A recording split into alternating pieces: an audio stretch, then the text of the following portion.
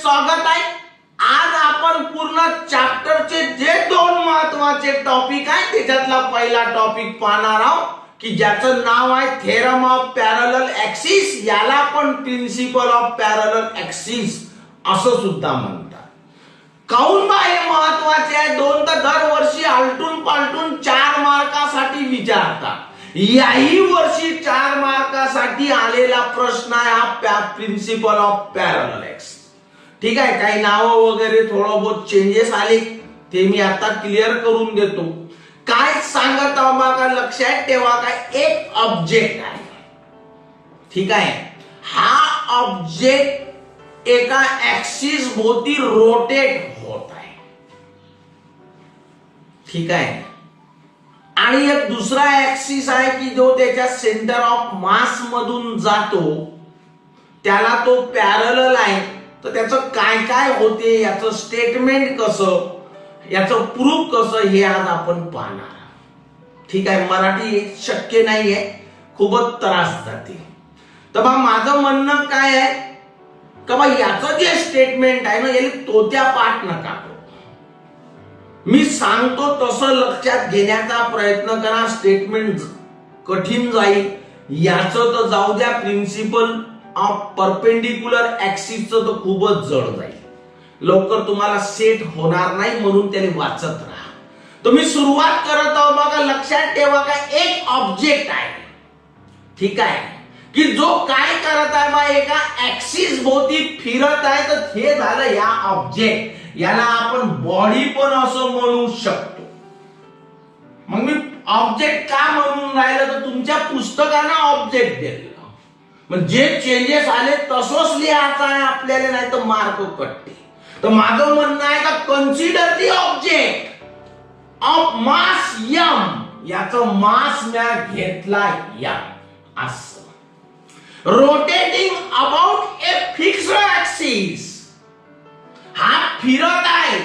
मी स्पष्ट दाखवत आहोत तुम्हाला, लक्षात ठेवा का बा हा फिरून राहिला तर या पॉइंट मधून जाणाऱ्या ऍक्सिस भोवती फिरत आहे, हे दाखवूनच देतो। डाऊट मनात आणायचं काही कामच नाही। दाखवताना परीक्षेत आखून फिगर अशी दाखवा म्हणजे परीक्षकाचंही समाधान बरं वाटते पाहायला, बाकी काही नाही।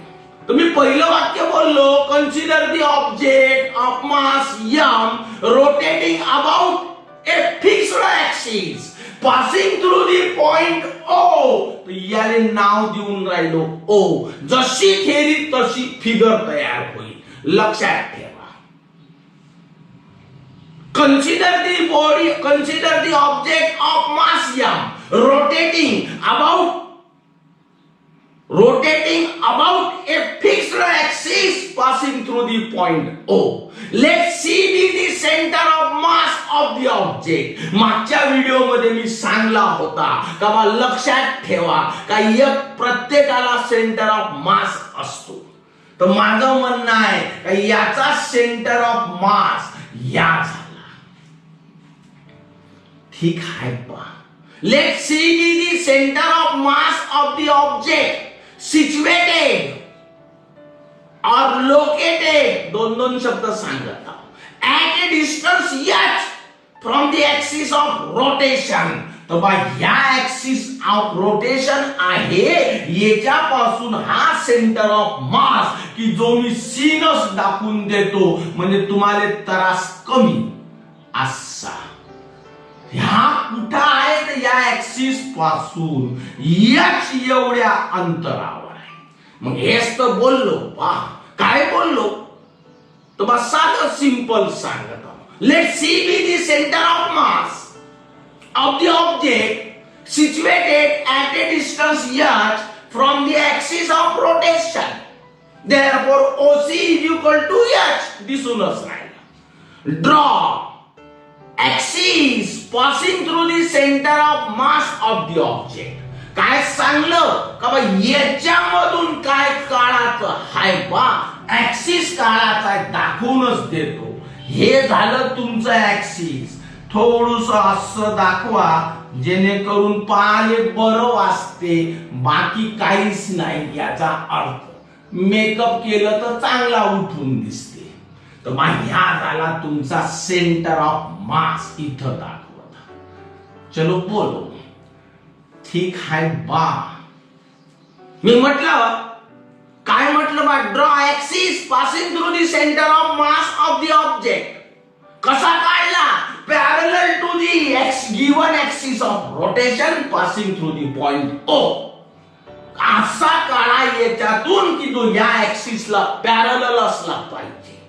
ठीक आहे, समजलं का? तर एकदा स्लो मोशन मध्ये तुम्हाला कानावर वारंवार पडू द्या. काय बोललो बा? Consider the object of mass m rotating about a fixed axis passing through the point O. Let C be the center of mass of the object situated at a distance h from the axis of rotation. Therefore, OC is equal to 1. Draw a axis draw a axis passing through the center of mass of the object parallel to the given fixed axis of rotation passing through the point O. बोल. Consider the small element of mass dm of the object. बोललो, डोक्यात नाही आलं, no problem. मी एवढी मोठा object आहे, याचा लहानसा कण ज्याला पार्टिकल म्हणतात आहे ना, त्याच्यापेक्षा लहान असेल त्याला एलिमेंट म्हणते. छोटा छोटा एवढूसा असेल तर याचं काही मास फार जास्त राहील का? नाही, फार कमी राहील. जेव्हा लहानात लहान मास असते तेव्हा त्याच्या समोर खास करून डी लावल्या जाते. मागच्या व्हिडिओ मध्ये सांगलं, आजही सांगत आहोत. मग मी एलिमेंट घेतला, पार्टिकल पण नाही त्याच्याही पेक्षा लहान.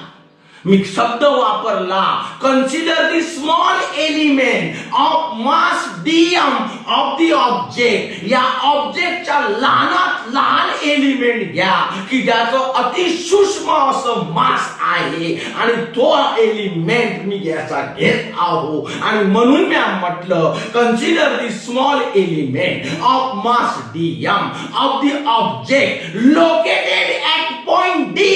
एवढ्या मोठ्या ऑब्जेक्टचा हा जो ठिकाण आहे इथला मी घेतला, इथं तो दिसून येत आहे की ज्याचं नाव आहे डी. बोल. जॉईन डीओ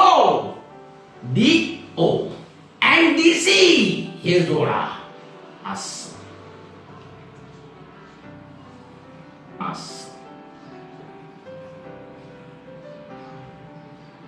ह्या पण जोडाचा. असं बोल पा. Join DC and DO. पटलं. Draw PN perpendicular to OC produce. या परपेंडिक्युलर टाकायचा. असा याने वाढवाचा शब्द वापरला produce. Draw D N perpendicular. Draw D N हे झाला N perpendicular to OC produce. OC produce म्हणजे ओसी वाढवा आणि याच्यावर परपेंडिक्युलर टाका म्हणजे इथला कोण झाला 90. बोल पा. ठीक आहे, आज मी शिकवलं ना, त्याची परीक्षा आहे तुमची. आज जर तुम्हाला समजलं तर डोक्यात बसवा का ह्या चॅप्टर 100% पूर्ण झाला. वरून गेला तर पूर्ण व्हिडिओ पाहत बसायला. तसं तुम्ही डबल सांगणार. तुम्ही जे सांगलं होतं ना का प्रॅक्टिकली शिकायला लागते तो समजते, तर त्याचा आज आहे ना अर्थ क्लिअर होऊन जाईल का काय भानगड आहे. कागदावर शिकलेल्याले काहीच नाही जमत.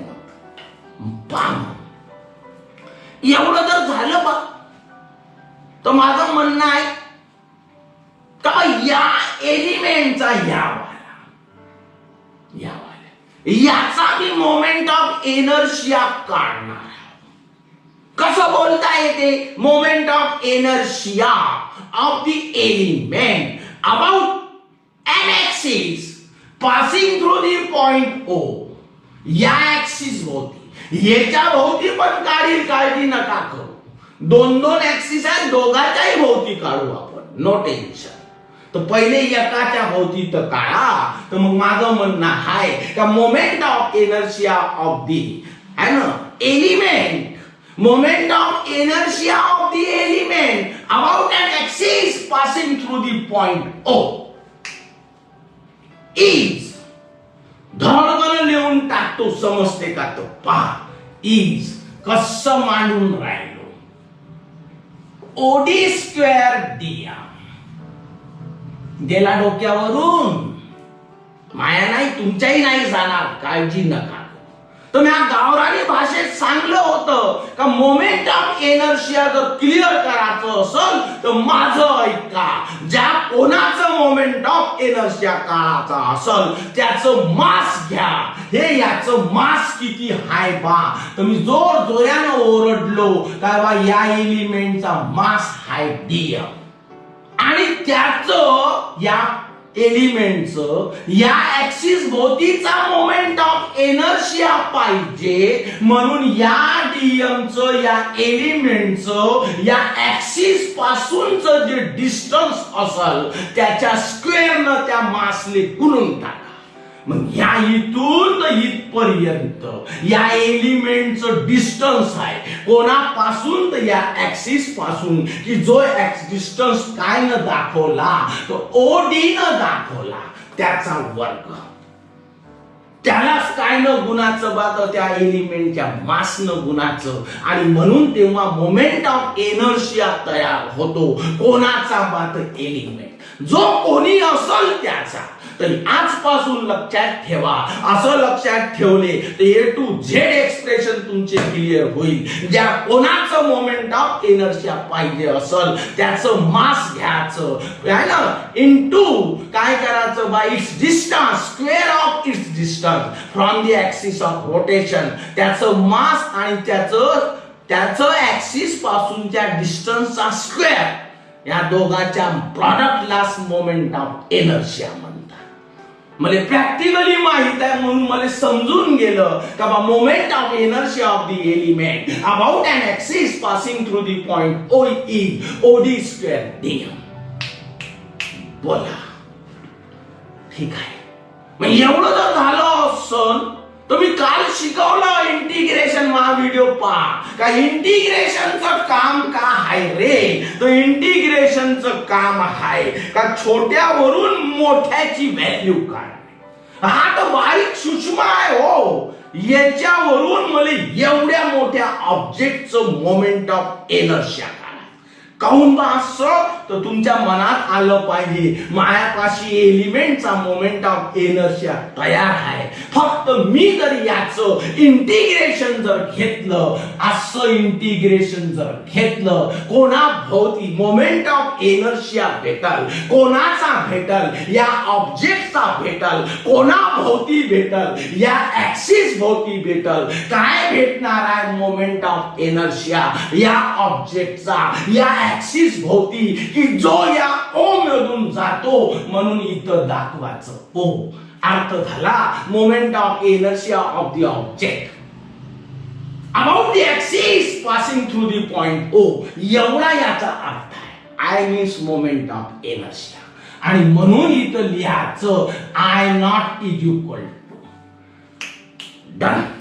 बोलो, एवढं जर झालं असल तर बा थोडं थोडं याने बारीक करत जातो. कारण काय बा, मग जागा पुरत नाही, स्टेप मिटवाव्या लागतात. विद्यार्थी कन्फ्यूज होत आहे, रोज मेसेज येत आहे सर सिस्टमॅटिकच लिहून द्या. म्हणून आज मी सिस्टमॅटिक लिहिण्याचा प्रयत्न करतो. थोडस बारीक आहे ना, जास्त क्वालिटी मध्ये पाहून घे जा. मग आता एवढं जर झालं असल तर मी दुसरं शुभारंभ करतो. ठीक आहे. या ऍक्सिस भोवती काढलं हो.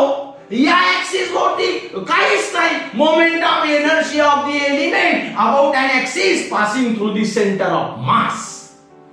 Passing through the centre of मास, तर तुझ्या डोक्यात आलं पाहिजे का सर काय करणार आहे, याचा मास घेणार आहे. सर काय करणार आहे, या एलिमेंटचं या ऍक्सिस पासूनचं डिस्टन्स म्हणजे हे आहे CD, याचा स्क्वेअर करणार आहे आणि या दोघाच्या गुणाकाराला त्या एलिमेंटचा काय म्हणते बा, तर moment of inertia. This is practical knowledge. हे असलं ना 10 साल 8 साल मला, तर मी बोललो बा moment of inertia of the element about an axis passing through the centre of mass is है ना dm into cd स्क्वेअर. याने फक्त मेकअप करतो, हा इथं लिहितो म्हणजे पाहिले बरं वाटते, तोंडातून सहज निघते cd स्क्वेअर dm, बाकी काहीच नाही. एलिमेंटचा घेतला या ऍक्सिस होती, तर नियम सांगते तेव्हा लहानावरून मोठ्याची किंमत काढायची असेल तर लहानाचं इंटिग्रेशन घेतलं तर मोठा. मग या एलिमेंटचं जर काय इंटिग्रेशन घेतलं तर या ऑब्जेक्टचं मध्ये काय भेटत रे बा, तर मोमेंट ऑफ इनर्शिया भेटत. आणि म्हणून मी कोण्या भोवती इथं, तर ह्या झाला IC इज इक्वल टू असा. या IC चा अर्थही समजला पाहिजे. What is I, moment of inertia कोणाचा, of the object about an axis passing through the centre of mass C. एवढा अर्थ नाही. तर याले भाऊ मी नंबर 2 देतो. चल बोल बा. आता एवढं जर झालं असल तर बा लक्षात ठेवा, समजलं का नाही समजलं, ठीक आहे. आता तो समजायलाच पाहिजे. 2 डाव ऐकून घ्या. पहा तुम्ही काय सांगत आहो है ना. इकडं पहा DNO असा ह्या ट्रायंगल पाहू. इथं 90 चा अँगल म्हणजे हा राईट अँगल ट्रायंगल आहे. राईट अँगल ट्रायंगल आहे म्हणजे 9व्या 10व्या 9th 10th क्लास मध्ये शिकले Pythagoras theorem. Hypotenuse square is equal to है ना sum of square of other 2 side. शिकले का नाही. पण असं नाही लिहायचं आपल्या 12वीत लिहायचं by the geometry of figure. लिहिताना स्टँडर्ड मेंटेन करा, कारण स्टँडर्ड मेंटेनचा जमाना आहे, फॅशन स्टँडर्डची. तर माझं म्हणणं काय आहे बा, लिहायचं कसं, तर by the geometry of figure. मनाचं असो पण लावाचं लहानपणाचंच पायथागोरस.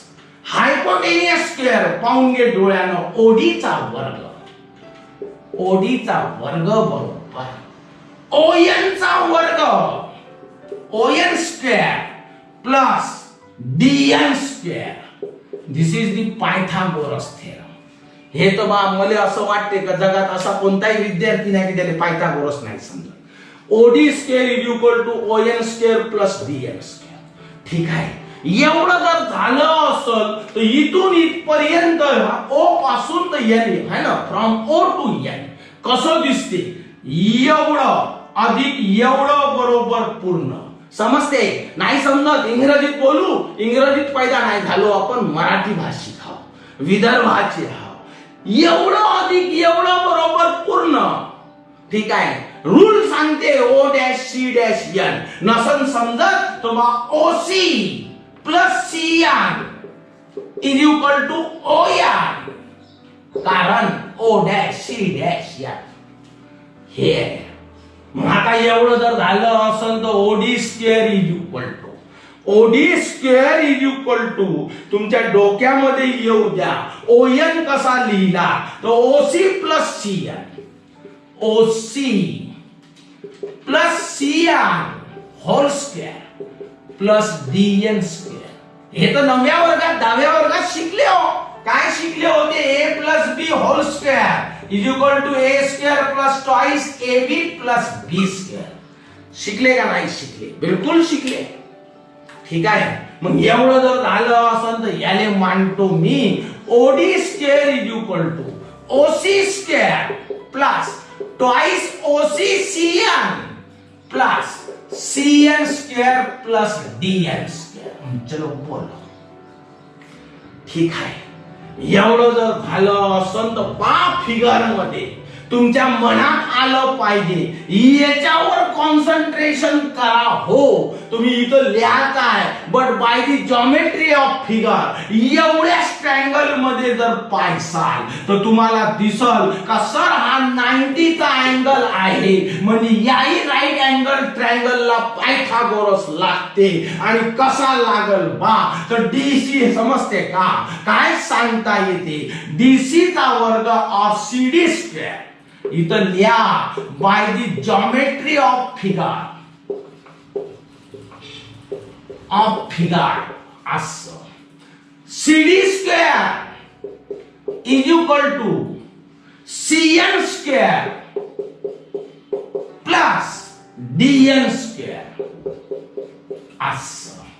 चलो बोलो. मग आता एवढं जर समजलं असेल तर पुढं पाहून घ्या. डोळ्यानं पहा, इथं डब्बा अंडरलाईन करत हाव. CN square plus DN square याची व्हॅल्यू आली CD square. Putting the value of this by this. मग कसं मांडता येते, therefore OD square is equal to OC square plus twice OC CN plus या दोघांच्या ऐवजी भरता येते सीडी. बोला ठीक आहे. एवढं जर झालं असं, putting the value of OD square in equation 1 हे इथं आहे OD square. Therefore, I not is equal to integral OD स्क्वेअरच्या ऐवजी एवढं भराचं, कंसात OC square plus twice OC CN plus CD square असं. ठीक आहे. हा डीएम जशानं तसा असं. काहीच नाही आहे बा दम. लक्षात ठेवा, हा इंटिग्रेशन याले लागल, हे याले लागल, हे याले लागल, तसं डीएम याले गुणाचं, याले गुणाचं, याले लहानपणापासून करत याल. म्हणजे आय नॉट मॅथमॅटिकल स्टेप आहे. OC square DM plus twice OC CN यानं गुणाचं DM plus integral CD square DM. बोला जमलं. मग आता एवढं जर झालं असं, OC square OC the value of OC is H. हे इथं मांडून राहिलो. आज सिस्टमॅटिकच सांगत हाव. पाहून घ्या डोळ्यानं. ओसी म्हणजे बा I nought is equal to. ठीक आहे. इंटिग्रल जशानं तसा असा. ओसीच्या ऐवजी भराचं एच म्हणजे बाय एच स्क्वेअर डीएम असा. बोला प्लस असं ट्वाइस इंटिग्रल ट्वाइस. ओसी आहे ओसी, तो ओसी ची व्हॅल्यू आहे एच, तो ओसीच्या ऐवजी एच असं. बोला समजते का असं. सीएन डीएम जशानं तसा सीएन डीएम असा. ठीक आहे. Plus CD square DM. डोळ्यानं पाहून घ्या equation 2. Integral CD square DM is equal to IC. तर या टर्मच्या ऐवजी भरून टाका आयसी. तर इथं भराचं आयसी. इथं कारण द्यायचं फ्रॉम टू असं. इथं लिहून देतो राजे. हो दिसत असेल from to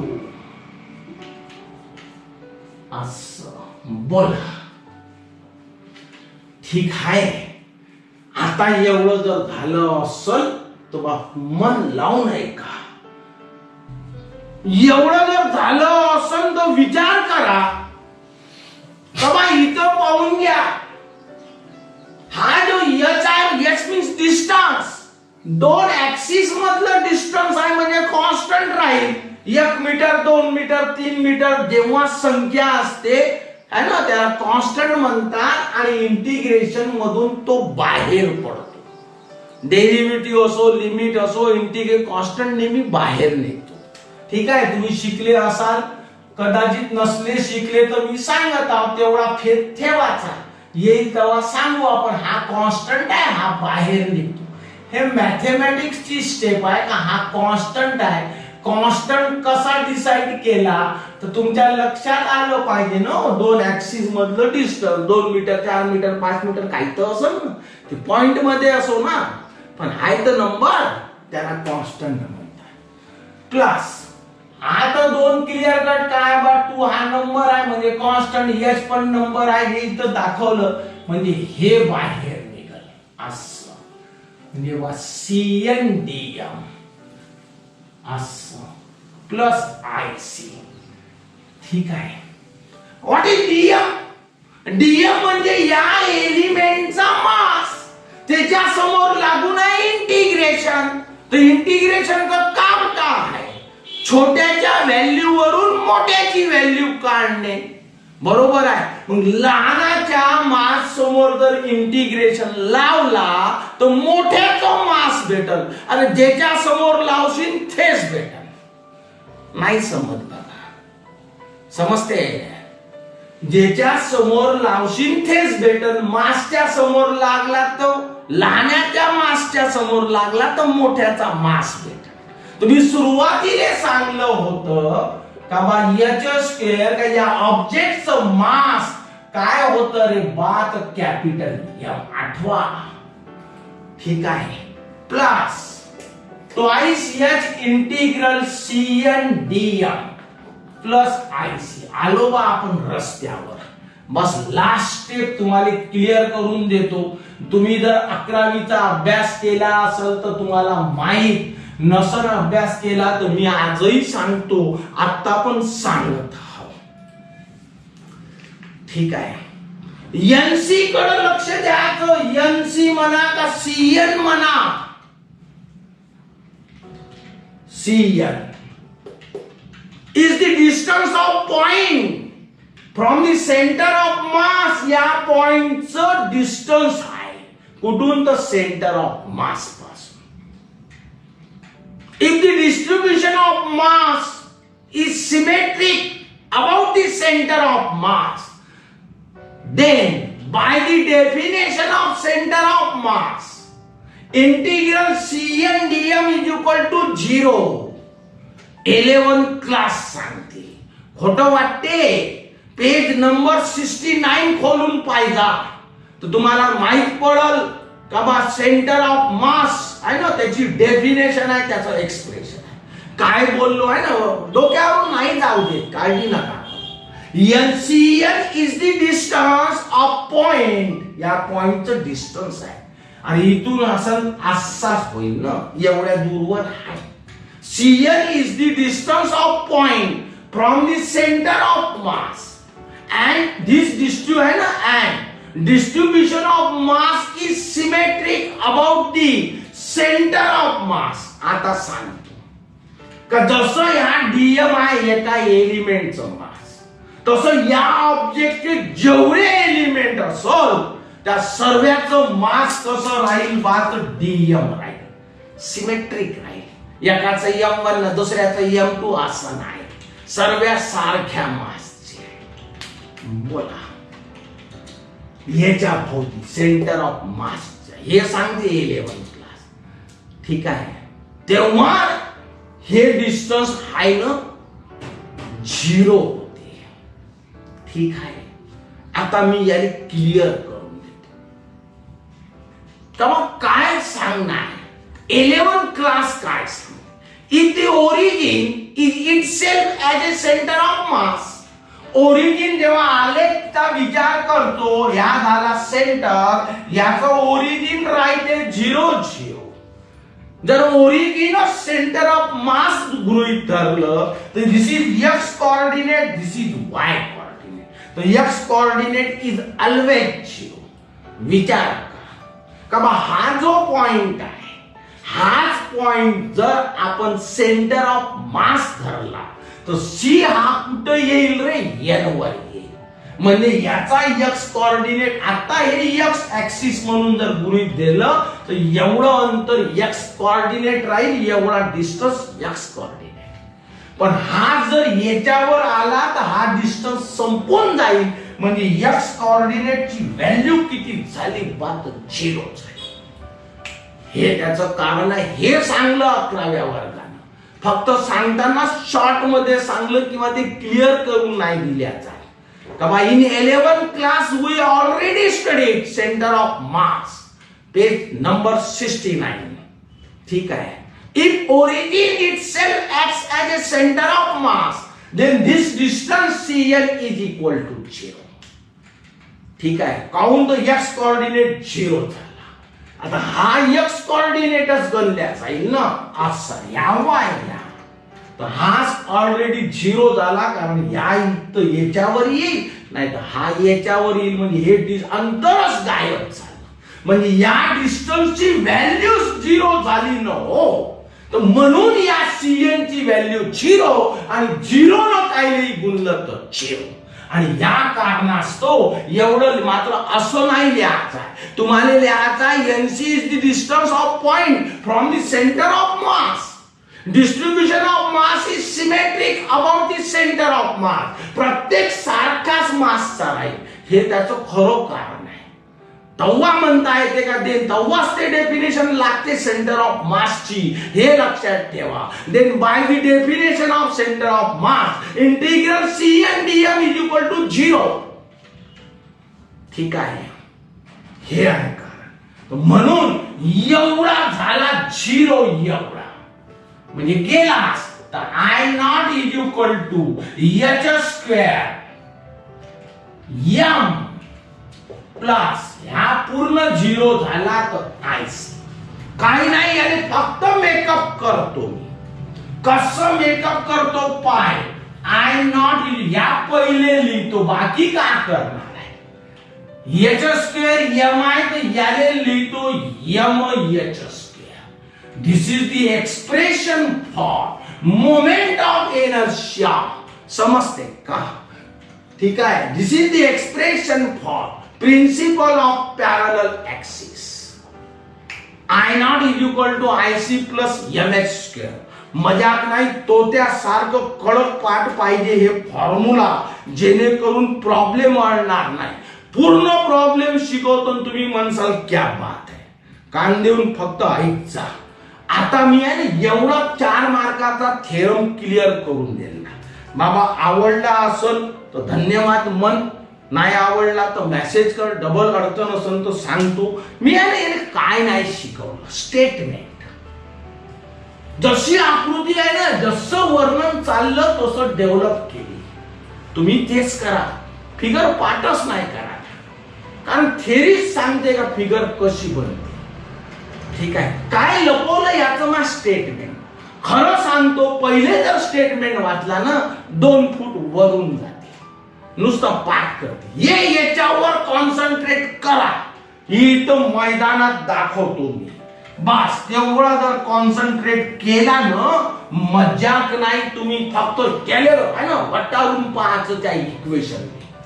I0 is equal to IC plus, मग तर ठोस बोलायला लागते, आपल्याला बोलायचंच काम नाही. ठीक आहे. काम आता मी ट्रेनिंग देतो. I0 what is I, moment of inertia. ठीक आहे. कोणाचा, मा का तुमचा, या ऑब्जेक्टचा. Moment of inertia of the object about an axis passing through point O असं म्हटलं होतं. तर याचा अर्थ कोणातरी पॉइंट मधून चालला की ज्याचं नाव दिलं ना O. हा, या ठीक आहे, सेंटर ऑफ मास. या कोणता आहोत हे माहित नाही, त्याला आपण नाव दिलं O असं. तर याचं मिनिंग कसं होते, moment of inertia of the object about N fixed axis passing through any point. या एनी पॉइंट आहे, समजला. याने वटारून पा, रागानं पा, स्टेटमेंट थो बोलायला लागल. तुम्हाला ऐकायचं आहे, फक्त बोलवता आलं पाहिजे आणि पाहता आलं पाहिजे. आहे ना, पाहणाऱ्याच्या नजरमध्ये पाहिलं तर सर्व त्याचं सौंदर्य दिसायला लागलं. पहा कसं बोलतो. Moment of inertia of the object about an axis passing through any point is equal to डोळ्यानं पाय is equal to. हे पाय याले संबंधी is equal to sum of is equal to sum of moment of inertia about an axis. हे ज्या होती ह्या आहे म्हणजे moment of inertia. Moment of inertia of the object about an axis parallel to the given axis of rotation. हा याले parallel आहे हे सांगते. बोला एवढंच नाही सांगत तर या ऍक्सिस कसा आहे, या सेंटर ऑफ मास मधून चालला पाहून घे डोळ्यानं. And passing through the centre of mass. पुन्हा या moment of inertia of the object about the axis of rotation passing through any point is equal to moment of inertia. Moment of inertia is equal to sum of moment of inertia about an axis parallel to the given axis of rotation and passing through the center of mass. आता पाहिजे and हे झालं and इथं पाहिजे तर दोघांचा product आहे. कोणाचा तर दिसते राजा डोळ्यानं. What is M? Mass of the object. What is H? Distance between two axis and product of mass of the object and square of the distance between two axis. हे होते स्टेटमेंट. धूमपाठ करतील तो त्या पाय मी कसा बोलतो असा मला बोलून पाठव मेसेज का बा moment of energy of the object about an axis passing through any point is equal to the sum of moment of inertia of the axis parallel to the given axis of rotation and passing through the center of mass. ठीक आहे. and product of mass of the object and square of the distance between two axes. बाबू विद्या आहे ना मिळवासाठी सरस्वतीची पाय धरायला लागते तेव्हा बाबू विद्या जवळ